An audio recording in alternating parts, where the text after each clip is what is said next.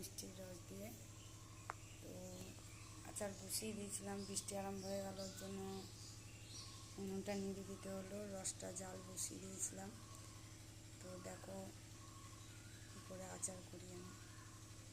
এই যে বসিয়ে দিয়েছিলাম উনুনে, বৃষ্টি হতে লেগেছে, উনুনটা বন্ধ করতে হবে। মিষ্টির রস আমার প্রায় জাল দেওয়া হয়ে গিয়েছে।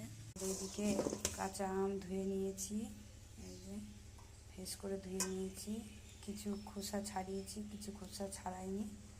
তো এইভাবেই আমি আমের আচার করব, মিষ্টি আচার মিষ্টির রস দিয়ে। তো দেখো বন্ধুরা, আমি এই যে শুকনো লঙ্কা, পাঁচফোড়ন, তেজপাতা, অল্প একটু তেল দিয়ে এখন আমগুলো দিয়ে দেবো এর মধ্যে।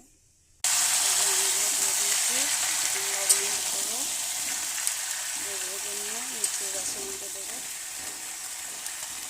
বেশি তেল দিই, কারণ তেলের গন্ধ বেরোবে। তো বন্ধুরা দেখো, আমার আচার একদম রেডি।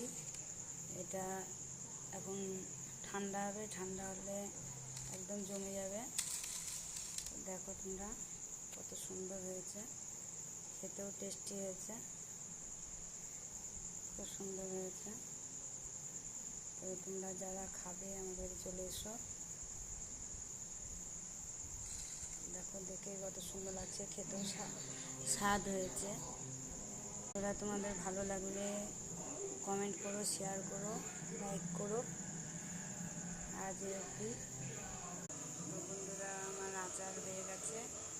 বৃষ্টির জন্য অনেকখানি দেরি হয়ে গেল, না তো আরও আগে